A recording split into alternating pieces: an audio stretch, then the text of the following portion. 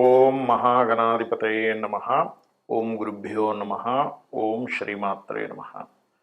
పరమేశ్వర స్వరూపమైనటువంటి జ్యోతిష, వాస్తు మరియు ఇతర అనేకమైనటువంటి శాస్త్రములను మనకు అందించినటువంటి మహర్షులకి నమస్కారం. హయగ్రీవ హయగ్రీవ హయగ్రీవేతియోపదేత్ తస్స నిస్సరతే వాణి జన్మకన్యా ప్రవాహవత్. అరుణాం కరుణాతరంగితాక్షీం ధృతపాశాంకుశపుష్పబాణచాపాం అనిమాదిభిరావృతాం మయూకైః అహమిత్యేవ విభావయే భవానీం. శ్రీమాత్రే నమః. ప్రేక్షకులకి ఆ లలితాంబిక అమ్మవారి యొక్క అనుగ్రహం పరిపూర్ణంగా కలగాలని మనస్ఫూర్తిగా కోరుకుంటూ మనం ఈరోజు చెప్పుకోబోయే టాపిక్ ఏమిటంటే, ప్రతి సంవత్సరము మారుతున్నప్పుడల్లా ప్రతి ఒక్కరికి కూడా ఒక ఆశ. ఈ కొత్త సంవత్సరం వస్తుంది, 2025 వస్తుంది, లేదా 2026 వస్తుంది, ఇప్పుడైనా నా జీవితం ఏమైనా మారుతుందా? ఆంగ్ల సంవత్సరం వదిలిపెట్టిన తర్వాత ఉగాది నుంచి నా జీవితం ఏమైనా మారుతుందా అని ఎదురు చూస్తూ ఉంటారు. ఇక్కడ రెండు విషయాలు గుర్తుపెట్టుకోండి. మనము ఎక్కడికైనా వెళ్ళాలంటే మనం ప్రయాణం చేయాలి. మనం ప్రయాణం చేస్తే వచ్చేవి కొన్ని ఉంటాయి, మనం ఒక దగ్గర ఉన్నా కూడా కాలం కొద్దీ మారేవి కొన్ని ఉంటాయి. కాలంలో మరి జరిగేటువంటి మార్పుల ద్వారా మన జీవితాలు కొంత మారుతూ ఉంటే, మనం చేసే ప్రయాణం ద్వారా, మనం తీసుకునే నిర్ణయాల ద్వారా, మనం ఉపాసించేటువంటి దేవతా స్వరూపాల ద్వారా, మన ఆలోచన విధానం ద్వారా కొంత మారుతూ ఉంటుంది. ఆ రకంగా ప్రతి ఒక్కరికి కూడా పలానా నక్షత్రం నాదండి, పలానా రాశి నాది, పలానా లగ్నం నాది అని చెప్తూ ఉంటారు. అందులో పర్టికులర్గా నక్షత్రము, రాశి అనేటువంటి నక్షత్రం 24 గంటలు ఉంటే, రాశి 2.5 రోజులు ఉంటుంది. ఒక 2.5 రోజులకి ఒక రాశి మారుతూ ఉంటాడు చంద్రుడు. కానీ లగ్నం 2 గంటల అటు ఇటుగా, 2 గంటలకి ఒక 5-10 నిమిషాలు అటు ఇటుగా ఉంటుంది ప్రతి లగ్నం కూడా. మరి మీరు జన్మించిన లగ్నం బట్టి మీరు ఎటువంటి ఆలోచన విధానం కానివ్వండి, ఎటువంటి నిర్ణయాలు కానివ్వండి, ఎటువంటి దేవతా ఆరాధన కానివ్వండి, ఎటువంటి విషయాలను పట్టించుకోవాలి, వేటిని వదిలేయాలనేటువంటి విషయాలు మీరు స్పష్టంగా తెలుసుకోగలిగితే మీకు ఏ సంవత్సరం మారుతున్నా ఆనందదాయకంగానే ఉంటుంది. ఆ రకంగా మనం ప్రతి ఒక్క లగ్నానికి ఎటువంటివి పాటించాలి మీరు ఆనందంగా ఉండడానికి అనే విషయాలు మనం చెప్పుకుందాం. అయితే ఈ విషయాలు చెప్తుంది నేనైనప్పటికీ, బయటికి కనబడుతుంది నేనేదో చెప్తున్నట్టుగా ఉన్నప్పటికీ, చెప్పిస్తుంది పలికిస్తుంది అంత లలిత అమ్మవారిగా భావిస్తూ ఒక్కొక్క లగ్నం ఇచ్చా మనం తెలుసుకుందాం. మకర లగ్నము, మకర రాశి. మకరం వారికి కనుక చూసుకున్నట్లయితే ప్రత్యేకంగా ఇక్కడ మీకు లగ్నాధిపతి శని అవుతాడు.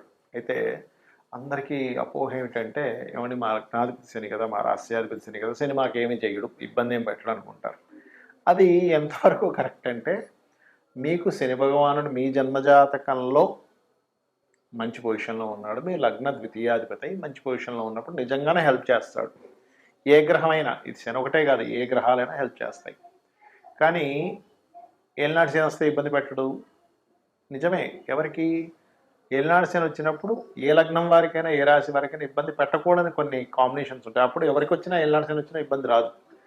అసలు ఏలినాటి శని రాకుండా కూడా ఇబ్బంది పడే వాళ్ళు ఉన్నారు. వాళ్ళకి ఎందుకు జరుగుతుంది అనేది మనం ఆలోచించాలి. అంతే దాని అర్థం ఏమిటంటే, జన్మజాతకంలో ఉంటే కాంబినేషన్స్. అయితే మకర లగ్నం వారికి ఉన్నటువంటి స్ట్రెంత్ ఏమిటి? వీళ్ళకి ప్రత్యేకంగా ఏదైనా సరే సాధించాలంటే ఓపిక, పట్టుదల చాలా ఎక్కువగా ఉంటుంది మకరం వారికి. మకరం పట్టు అంటారు అందుకే. మరి మీకు పూర్వజన్మ కర్మనిచ్చేటువంటి గ్రహం ఏమిటి? కుజుడు అవుతాడు. అందుకే వీళ్ళ జన్మజాతకంలో 4వ స్థానం పాడైంది అంటే వీళ్ళు మెటీరియల్ థింగ్స్ దగ్గరికి వెళ్ళారు అంటే, గృహమనో వాహనమనో ముఖ్యంగా స్థలాలు వీళ్ళ పేర్ల మీద ఉన్నాయి అంటే వీళ్ళకి ఇబ్బంది ప్రారంభమవుతుంది, గుర్తుపెట్టుకోండి. అందుకని వీళ్ళు పొరపాటున కూడా, వీళ్ళకి 4వ స్థానం పాడైంది, కుజరాశిలో పాపగ్రహాలు ఉన్నాయి, కుజుడు పాడయ్యాడు, అస్సలు పొరపాటున కూడా వీళ్ళ పేరు మీద స్థలాలు తీసుకోకూడదు.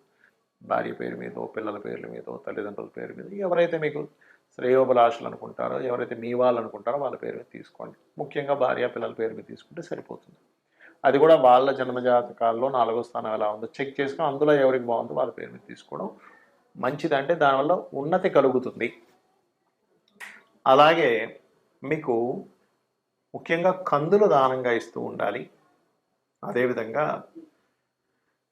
మీరు నామస్మరణ, లలితా సహస్రనామాలు నిత్యము పఠించడము లేదా వినడము, చదవడం లేనట్లయితే ఓం శ్రీమాత్రే నమః. లేదా లలితాసహస్రనామాల్లో కొంతమంది కొన్ని ఉంటాయి. అంటే కొన్ని సమస్యలు ఉన్నప్పుడు ఉదాహరణకి మీకు ఉద్యోగ సంబంధించిన సమస్య ఎక్కువగా ఎదుర్కొంటున్నారనుకోండి. మీరు చక్కగా ఓం శ్రీమాత శ్రీ మహారాజ్ఞి శ్రీమత్ సింహాసనేశ్వరి ఓం సింహాసనేశ్వరి నమః అని కూడా అనుకోవచ్చు లాస్ట్‌లో. లేదా ఓం మాణిక్య మకుటాకార జానుద్వయ విరాజితాయే నమః చేసుకోవచ్చు. ఖచ్చితంగా మీకు అన్ని విధాలా బాగుంటుంది. ఈ దానము వల్ల, ఈ యొక్క నామం వల్ల మీకు ధనము, కీర్తి, అనారోగ్యం పోవడం, అదేవిధంగా అప్పులు క్లియర్ అవడం ఇవన్నీ కూడా జరుగుతాయి. ఇక్కడ ఏ గ్రహం అంటే ఏ దానము?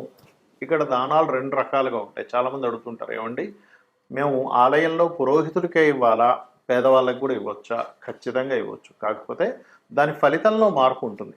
అంటే ఎలా అంటే చిన్న ఎగ్జాంపుల్ చెప్తాను చూడండి. మీరు మీ దగ్గర కొంత ధనం ఉంది ఉదాహరణకి. ఆ ధనాన్ని తీసుకెళ్ళి మీ అకౌంట్లో వేయడం ఒక ఎత్తు, అది మీ అకౌంట్లో జమ అవుతుంది. ఆ ధనాన్ని తీసుకెళ్ళి మీ యొక్క అప్పు తీర్చడం మీ ధనమే, కానీ ఇక్కడ ఎవరికి ఇస్తున్నారు? మీ యొక్క క్రెడిట్ కార్డు వాడికి ఇస్తున్నాడు. క్రెడిట్ లైన్ తగ్గుతుంది. ఇక్కడేమో మీరు జమ చేసుకుంటున్నారు బ్యాంకులో.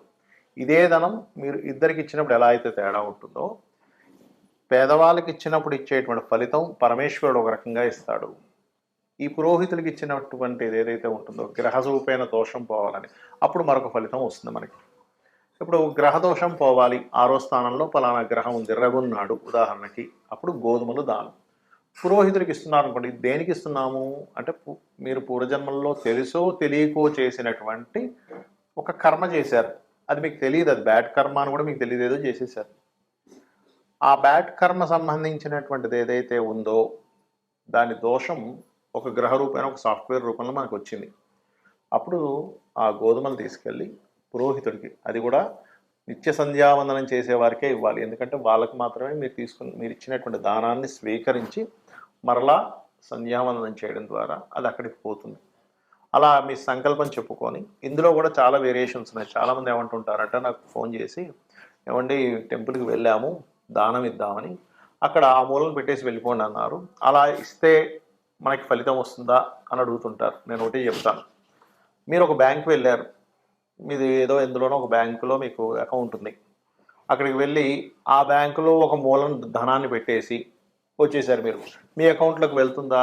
వెళ్ళదు. ఎందుకు వెళ్ళదు అంటే, మీరు ఆ బ్యాంక్కి వెళ్ళాలి, అక్కడ లైన్లో నిలబడాలి, రిసిప్ట్ రాయాలి, కౌంటర్లో ఇవ్వాలి, వాళ్ళు అందులోపల దాన్ని ఫీడ్ చేసుకొని మీకు ఒక రిసిప్ట్ ఇస్తారు. మళ్ళీ ఎస్ మీ అకౌంట్లోకి ఈ 10,000 రూపాయలు వెళ్ళాయి, ఈ 5 రూపాయలు వెళ్ళాయి, ఈ 500 రూపాయలు వెళ్ళాయి, ఓ 1,00,000 రూపాయలు వెళ్ళిందని మీరు వాళ్ళు రాసుకుంటారు.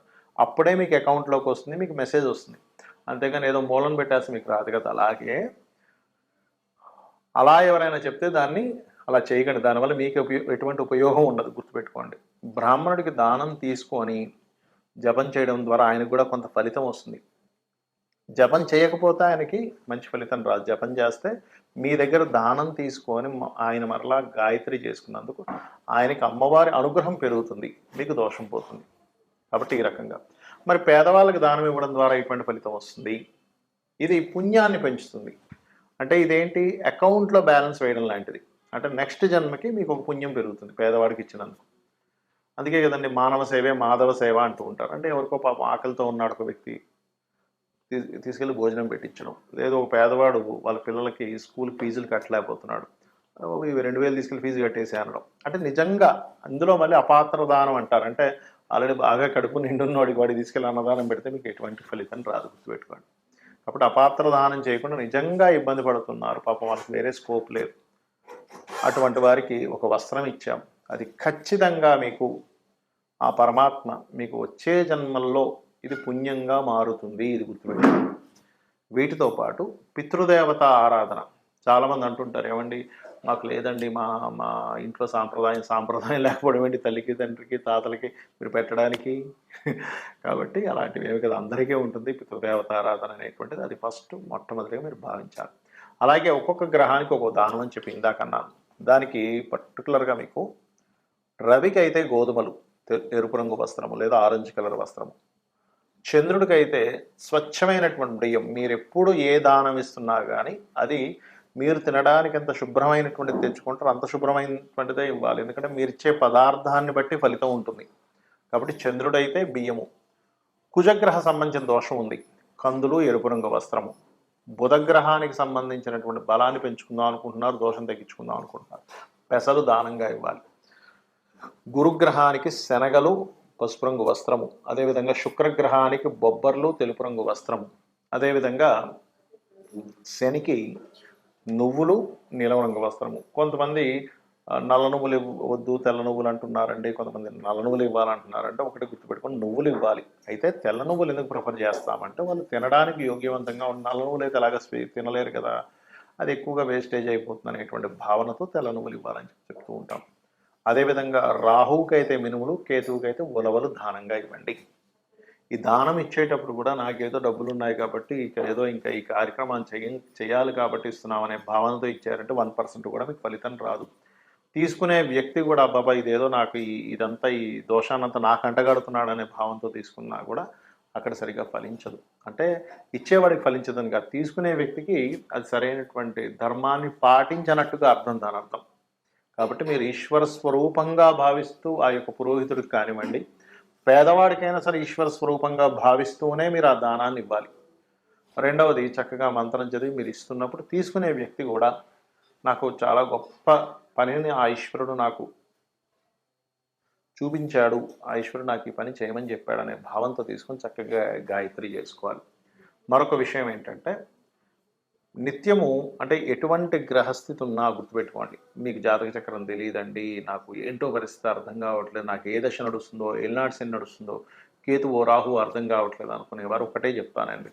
నిత్యము ఉదయము సాయంత్రము దీపారాధన చేయండి, పంచోపచార పూజ చేయండి. గంధం, పుష్పం, ధూపం, దీపం, నైవేద్యం.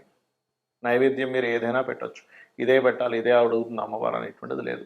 ఫలాపేక్ష రహితంగా పత్రమైనను, పుష్పమైనను, ఫలమైనను, ఉదకమైనను ఎవరైతే ప్రీతితో నాకు సమర్పిస్తున్నారో, ఫలాపేక్ష రహితంగా నాకు ఎవరైతే సమర్పిస్తున్నారో వాటిని నేను ప్రీతిగా స్వీకరిస్తున్నాను అని చెప్తాడు పరమాత్మ. కాబట్టి ఇది చేస్తూ నిత్యము వీలున్నన్నిసార్లు, వీలైతే శనివారాలు ఆదివారాలు మీకు సెలవు ఉన్నప్పుడైనా గోశాలకు వెళ్ళండి. ఒక్క దేవతా ఆలయం మీకు చుట్టుపక్కల ఏదైతే ఉంటుందో, మీ ఇంటికి దగ్గరలో ఏది ఉంటుందో ఆలయానికి ఒక్కసారి అలా వెళ్ళి ఒక ప్రదక్షిణం చేసుకొని చక్కగా దేవుణ్ణి స్మరణ చేసుకొని ఒక 2 నిమిషాలు కూర్చొని వచ్చేసేయండి చాలు. ఇవి కనుక మీరు చేయగలిగారు 100% మీకు ఏ ఇంగ్లీష్ సంవత్సరం మారుతున్నా, లేదా ఇప్పుడు ఈ సంవత్సరం అండి, ఇప్పుడు తెలుగు సంవత్సరం ఇది మారింది, ఈ సంవత్సరం ఎలా ఉంటుంది, ఇవేమీ మీరు భయపడాల్సిన పని లేదు. 100% సర్వదేవతల యొక్క అనుగ్రహము మరియు నవగ్రహాల యొక్క అనుగ్రహము, ఆ లలితాంబిక అమ్మవారి యొక్క అనుగ్రహం మీకు ఉంటుంది, కలగాలని మరోసారి మనస్ఫూర్తి కోరుకుంటూ శ్రీమాత్రే నమః.